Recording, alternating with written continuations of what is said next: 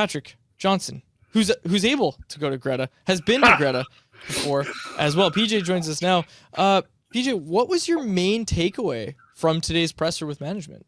Well, that you need to be you get ID'd every time you go to Greta. That was my main takeaway. Do you know how to throw a football? Are you sure? Oh, don't start. You know I can too. I know you can. You know how to throw lots of stuff. My main takeaway, man, there was a lot of stuff in there, wasn't there? It was, I found myself sitting there as Rutherford kind of gave his opening statement, and then the first kind of couple answers, and the way he was handling it, and it was very much like, okay, this is Jim Rutherford. Like this is his team. The idea of sort of that he was going to slide into this sort of president emeritus. Alvin was going to, this is, no, we're not anywhere near that. Like, this is a guy I've run hockey teams. I've done these things. I've been a champion. I am going to make this group a champion. I mean, we heard it in his quote about the Tocchet, we believe, I believe, right? He said, we believe, and they corrected himself, says, I believe, right? He put his stamp on that moment. So that was sort of a big thing for me. Obviously, the uncertainty now, we can clearly see they're not going to bring a guy back who doesn't want to be here. So here's the offer that's there, that essentially he has negotiated what he believes is a fair contract for him. I thought that was, and highlighted, this will be an unprecedented contract. Like, this is more than anyone's ever made to coach here. He kind of underlined that. And then the Pettersson stuff, which you sit back, and I think all of us were thinking, and Daniel Wagner crediting him kind of dealt like, listen, there is so much stuff that Pettersson does that is exactly what you're talking about in terms of execution. So what else does he need to be? And it clearly is, I think, that they didn't really get into this one particular thing. We talked so much about preparation, and we heard Alvin push back on sort of Pettersson's talk about injury and all that kind of stuff, saying you just got to persevere, man. It was a talk about character and like who you're going to be and what you present yourself to everybody else and to your teammates, and how you deal with the challenges in front of you. And certainly, and Harmon and I have talked a lot about this.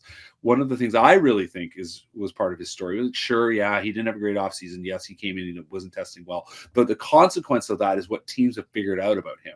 And he did nod at that a little bit. When I asked, basically, as a team, what happened? Why couldn't you guys get to the middle of the ice? And he nodded a little bit. He was very careful in how he answered his stuff on Friday, but he still said that essentially teams have scouted us out. And that is certainly, I think, something that they are trying to press home to him. Said, listen, you have done all these things. You have achieved quite a bit.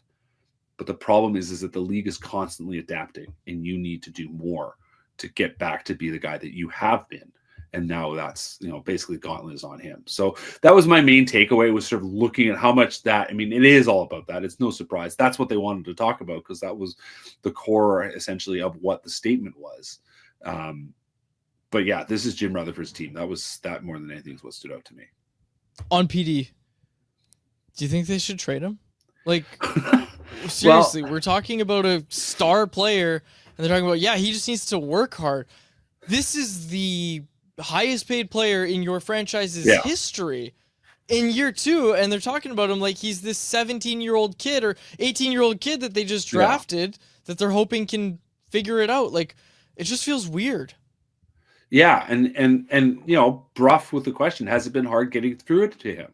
Like, Jason nailed it. Like, we can say all these things, and we asked Rick the other day, essentially, how do you know that PD knows this?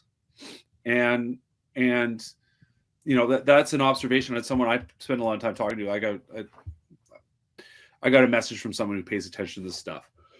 I noted that. I said, is he listening? Is it hard to get the message through? And he basically, this is a person who studies organizations and organizational behavior and looks at the sort of the people in groups, especially when you have stars like this in this kind of scenario. And he goes, this is the whole thing. A fatal flaw is a lack of self-awareness. You just can't overcome it. I've seen it many times in these kinds of situations.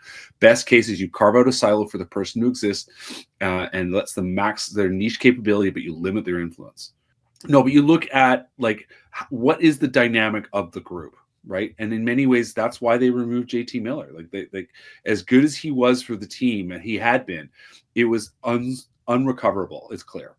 And was there any other way? I put that to a couple of, I put that to Tocchet the other day, and he's not sure there was. We put that to Alvin, which, the implication would be trade P to keep Miller. And it just seems like we've gone too far down the track for the whole situation. So can you keep Pettersson? I mean, the way they're talking about it, they're talking like they have to, and they kind of do, because if you do, this is like Rutherford used the word, we're now a team in transition, right? If they move him, obviously you're hoping it's a big deal, but it's still pretty tough to pull off. And what are you bringing in? And it's a real reset of where you're at. And I'm not sure. I mean, it's one thing.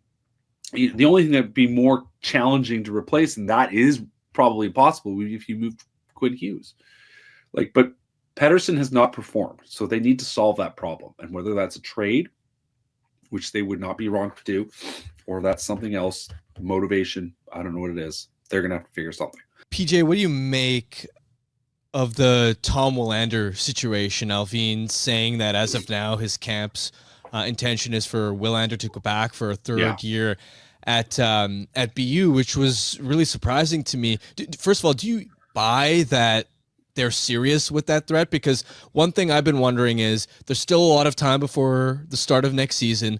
And the way I look at it is, watching Willander at BU, to me, there's nothing left for him to accomplish at that level. He is pro ready 100%, very possibly NHL ready by this fall. And the most important part, he'd be foregoing, if he spends most of next year in the NHL and he signed, he'd be foregoing nearly $1 million by not signing and going back to BU. Do you buy that as a realistic possibility of how this is playing out, or do you think this is more of a negotiation ploy on his camp's part? Well, as I reported earlier, it's down to Schedule A bonuses, right? Like, I think we've heard that. I think that's been reported elsewhere. And so for that to be a sticking point is really weird. That basically the player is ready to go. We can see it. I mean, the challenge is he needs to make the next step, right? And the sort of development curve he's on is one that makes sense. So for him not to be signed and for them to be down to the idea of the sort of bonus structure in his contract is very odd. And it keeps me coming back to something I thought of immediately when we first realized things were off the rails a couple weeks ago. That is, are they just going to trade him? I mean, they talked about trade, right? They know that they're probably not going to be able to sign a free agent to solve their forward problem, right? That what they need to do is that they need to look at the few assets they have, and one of the few things of value is Willander, and the way their defense core has now evolved, the way they added Marcus Pettersson, the emergence of Junior Pettersson, they still have high hopes for Victor Mancini. I think we all know that he is much more of a project than they have been publicly talking about, but certainly the hope there that they find a way forward with the group they have. Willander doesn't have to be in that. Now, I think they would be smart to keep him in there because the value is there in terms of contract, and not just for what you're noting, Harm, that he himself is dropping his earning power, but the efficiency of having a contract like that in your cap, with a player contributing in the way they believe he can contribute.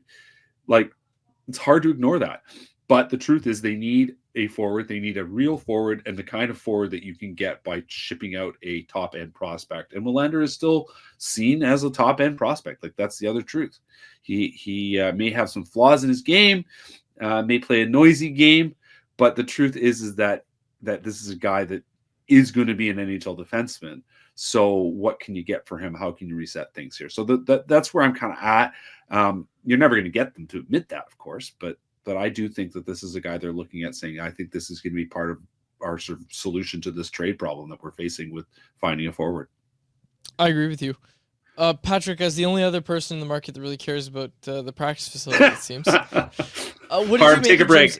What did you think of Jim's answer today? Because obviously you and I talked about this. We were sitting next to each other.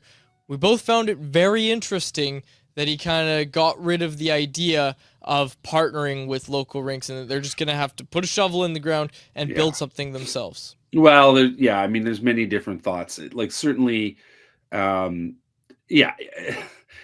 of me got thinking about that again. I mean, the fact that we are pushing on it. It wasn't so much today. To me, I wasn't pushing on it so much, but what the hell is a training facility? Because we know the answer, which is nowhere. It was more about this comment about, well, Petey's got to work out. Petey's got to do this. I'm like, I had someone point out to me, okay, so if he's sticking around, where is he skating? Like, that ice in Rogers Arena doesn't stay all summer. Mm-hmm. There's only 2 rinks in the city proper that have ice over the summer. Like, there's just, and they're already booked out. So what do we, and so you're sitting there going, well, what the hell? Like, this continues to be, this is a team now that stands out in the league. Calgary is going to have one. Like, Calgary has more of a permanent setup even now than the Canucks do. So certainly the dream has long been that they would add somewhere. And certainly for, I think our assumption has always been most likely that would be UBC, but obviously things have, there's a stall there. They've hunted around. I mean, I think we've all heard sort of noise, or I don't know if we all have, but I've heard noises of where they've looked at. They've talked about, there's Lando by the airport. They've talked to, you and I both obviously poked away at the SFU question, right?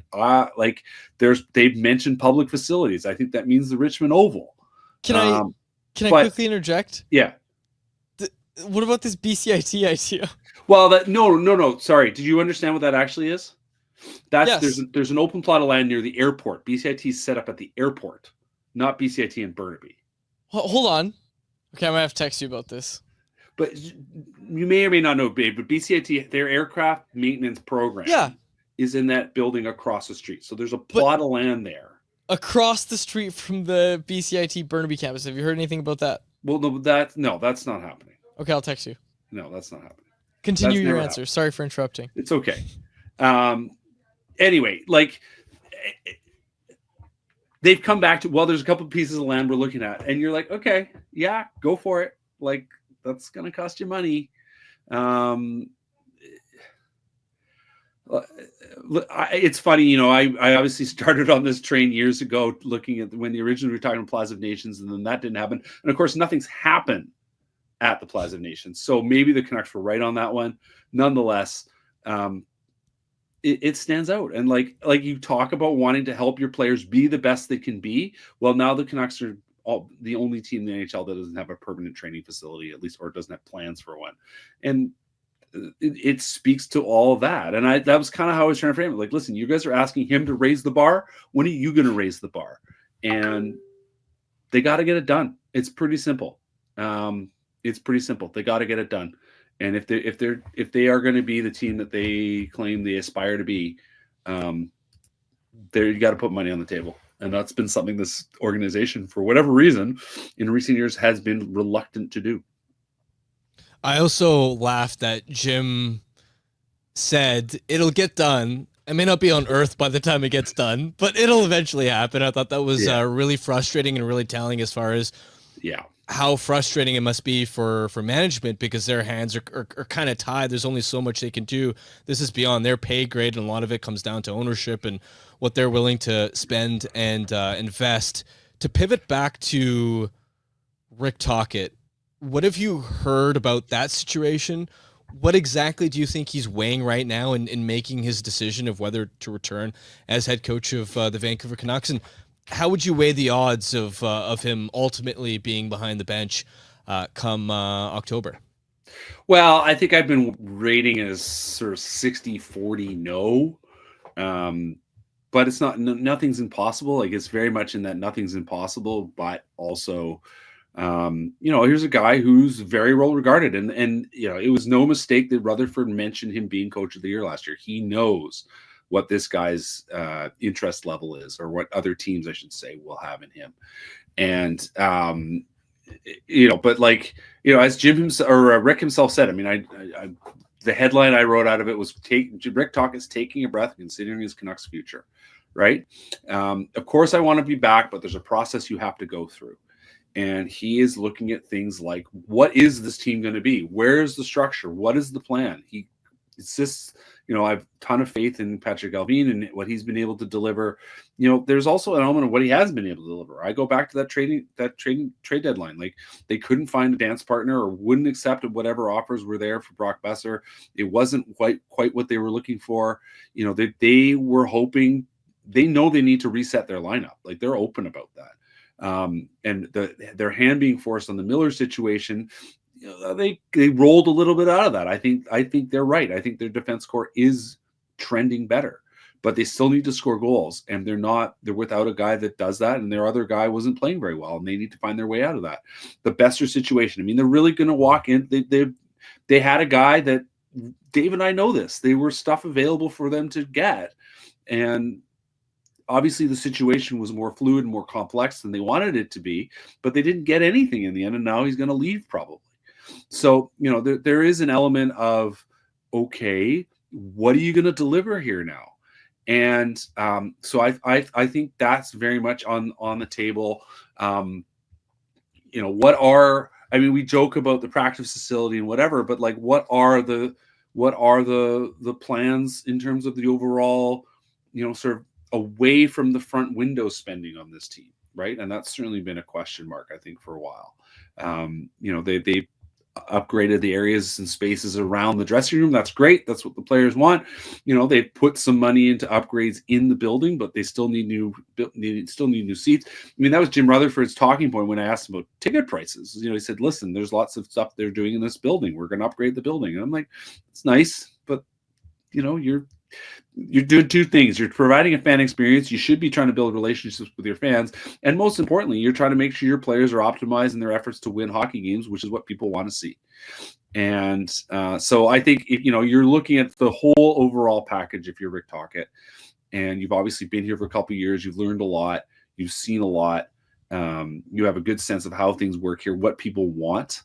I do think he actually enjoys that part of it. It's a hockey market. He's always been a sociable guy, going back to when he was a player, wherever he was, especially I think in Philly because he's most associated with there. But anywhere he went, this is a guy that loves talking hockey, loves meeting with people. So from that standpoint, I think he likes it. But it comes back to, what's the plan? What's my team going to look like next year? How are we going to recover from this disastrous season? And in the end, does he believe in it? PJ, thanks so much for taking the time today. Really pleasure, appreciate guys. You joining us. Have a great show. Have a good time tossing the football around. Thank you. There he is, Patrick Johnston of the Province.